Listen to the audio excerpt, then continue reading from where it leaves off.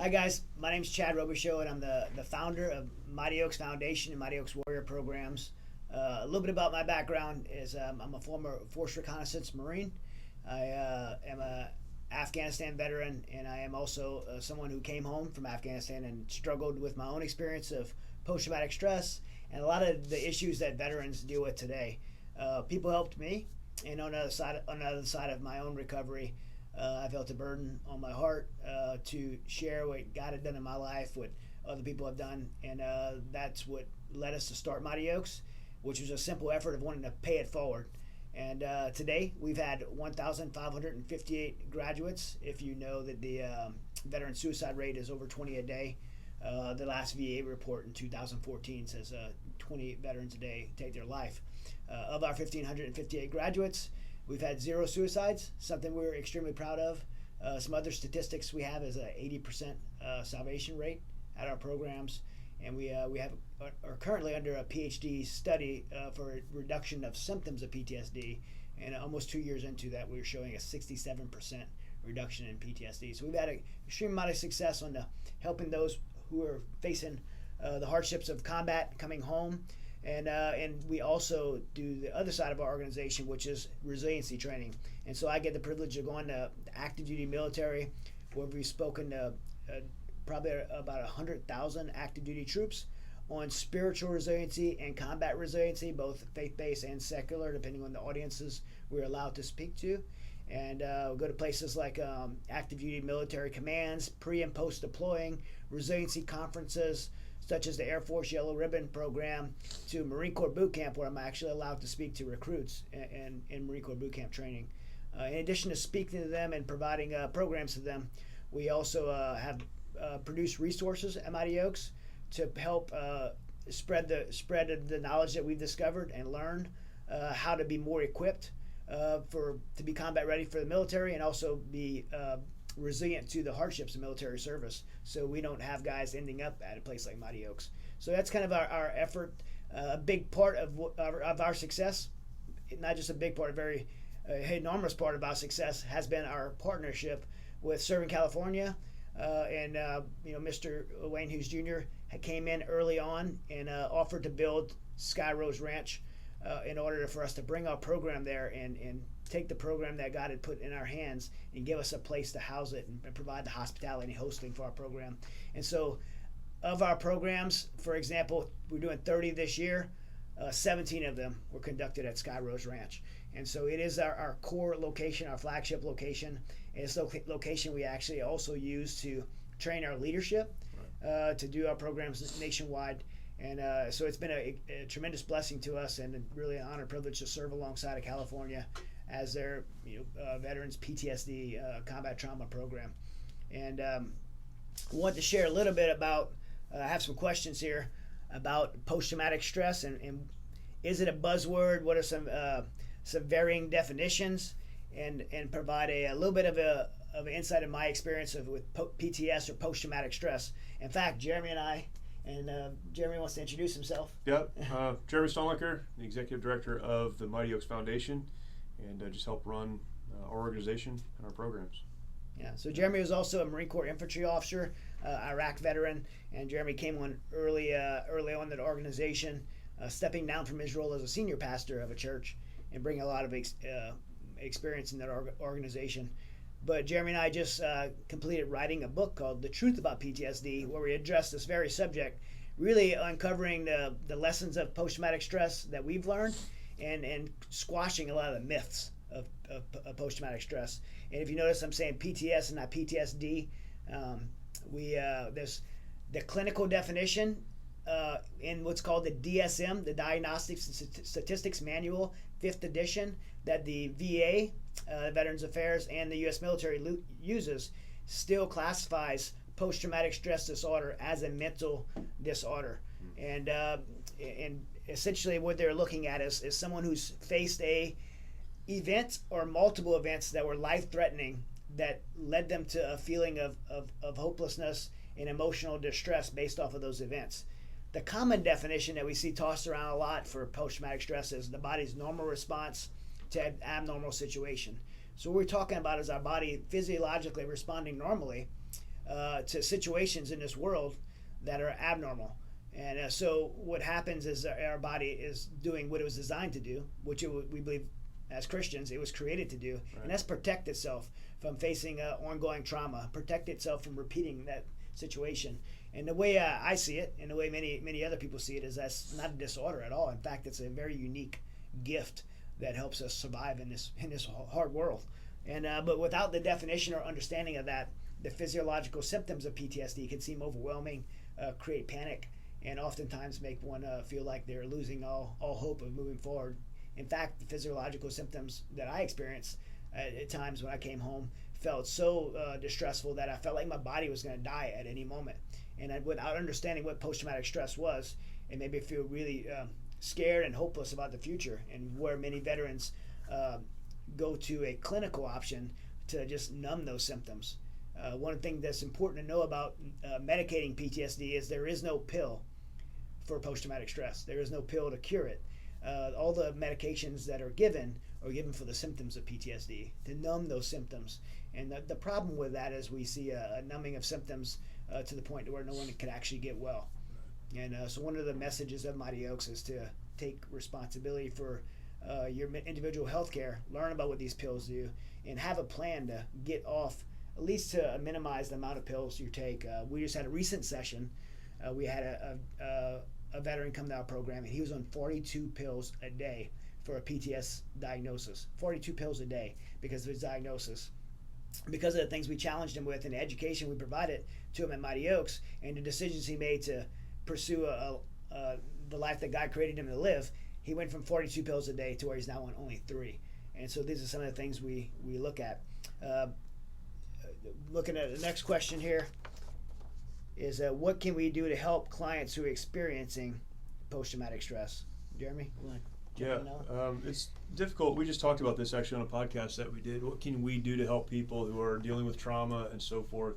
I think one of the things that we can do, number one, is destigmatize it, as Chad just mentioned. It's not a disorder. And when we take away that label of disorder, it means that there's also hope. You're not broken. There is hope on the other side of it.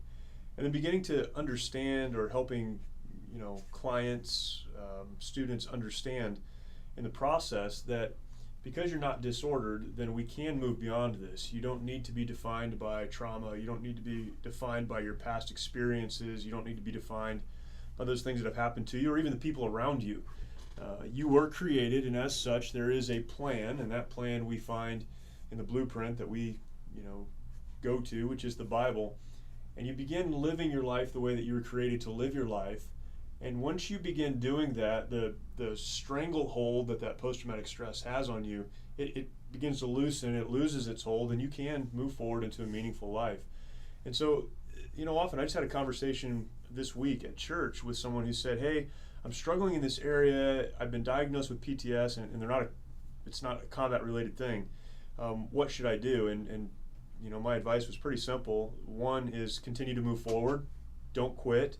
Understand that it happens. 70%, I think we're told, of Americans will endure a traumatic event at some point in their life. 70%.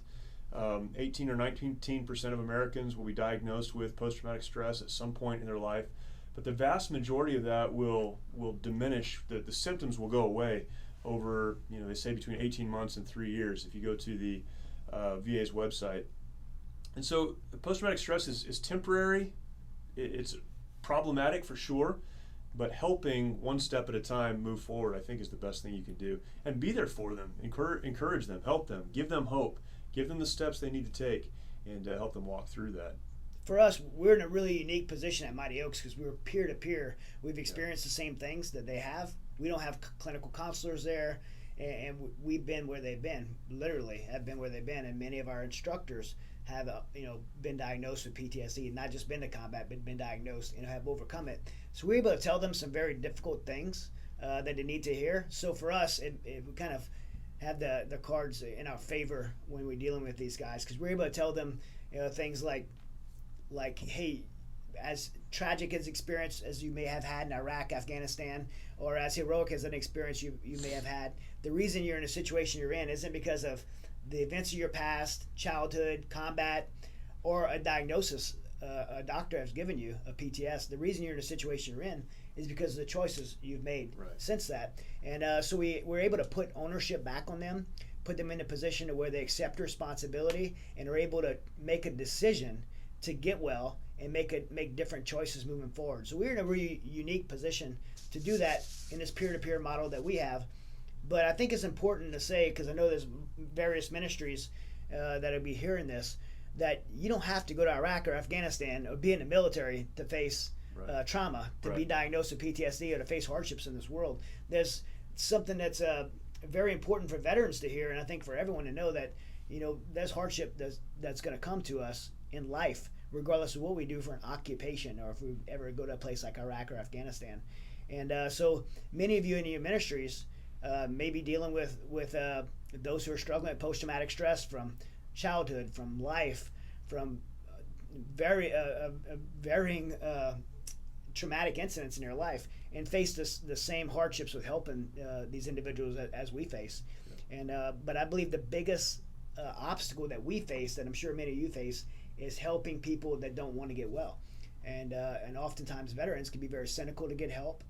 They don't come to our program at their own free will.